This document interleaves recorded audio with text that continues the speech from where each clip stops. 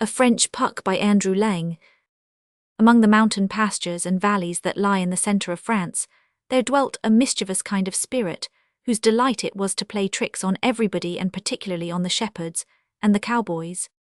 They never knew when they were safe from him, as he could change himself into a man-woman, or child a stick. A goat a ploughshare indeed, there was only one thing whose shape he could not take, and that was a needle. At least he could transform himself into a needle, but try as he might he never was able to imitate the whole, so every woman would have found him out at once, and this he knew. Now the hour oftenest chosen by this naughty sprite, whom we will call Puck, for performing his pranks, was about midnight, just when the shepherds and cowherds, tired out with their long day's work, were sound asleep. Then he would go into the cowsheds, and unfasten the chains that fixed each beast in its own stall, and let them fall with a heavy clang to the ground.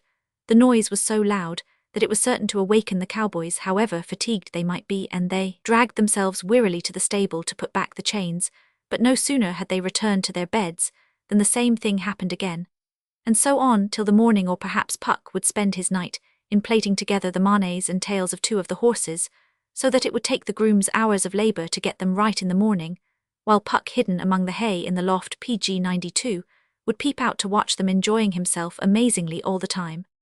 One evening more than 80 years ago, a man named William was passing along the bank of a stream when he noticed a sheep who was bleating loudly.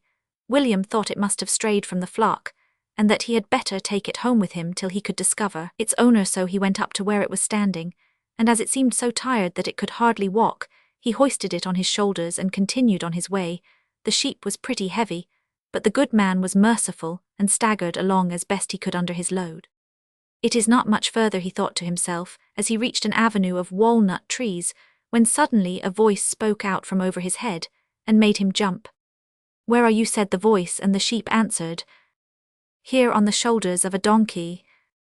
In another moment the sheep was standing on the ground, and William was running towards home as fast as his legs would carry him, but as he went a laugh, which yet was something of a bleat, rang in his ears, and though he tried not to hear, the words reached him, "Oh dear, what fun I have had, to be sure."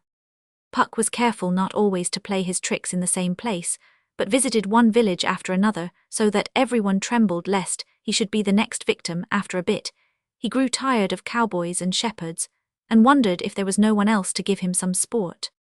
At length he was told of a young couple who were going to the nearest town to buy all that they needed for setting up house, quite certain that they would forget something, which they could not do without. Puck waited patiently till they were jogging along in pg 93, their cart, on their return journey, and changed himself into a fly in order to overhear their conversation. For a long time it was very dull all about their wedding day next month, and who were to be invited. This led the bride to her wedding dress, and she gave a little scream. "Just think, oh, how could I be so stupid? I have forgotten to buy the different coloured reels of cotton to match my clothes." "Dear, dear," exclaimed the young man, "that is unlucky. And didn't you tell me that the dressmaker was coming in tomorrow?" "Yes, I did." And then suddenly she gave another little scream, which had quite a different sound from the first. Look. The bridegroom looked, and on one side of the road he saw a large ball of thread of all colours off, all the colours, that is, of the dresses that were tied on to the back of the cart. "Well, that is a wonderful piece of good fortune," cried he as he sprang out to get it. "One would think a fairy had put it there on purpose." "Perhaps she has," laughed the girl, and as she spoke she seemed to hear an echo of her laughter coming from the horse, but of course that was nonsense. The dressmaker was delighted with the thread that was given her. It matched the stuff so perfectly, and never tied itself in knots or broke perpetually, as most thread. Roman 999. She finished her work much quicker than she expected, and the bride said she was to be sure to come to the church and see her in her wedding dress. There was a great crowd assembled to witness the ceremony, for the young people were immense favourites in the neighbourhood, and their parents were very rich. The doors were open, and the bride could be seen from afar walking under the chestnut avenue. pg 94, "What a beautiful girl!" exclaimed the men. "What a lovely dress!" whispered the women, but just as she entered the church and took the hand of the bridegroom, who was waiting for her, a loud noise was heard. Crick, crack, and the wedding garments fell to the ground, to the great confusion of the wearer.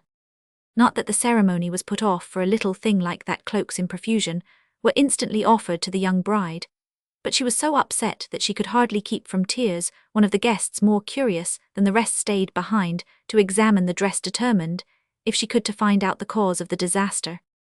The thread must have been rotten, she said to herself. I will see if I can break it, but search as she would she could find none. The thread had vanished. From Literature orale de l'Auvergne par Paul Sebelat. pg 95.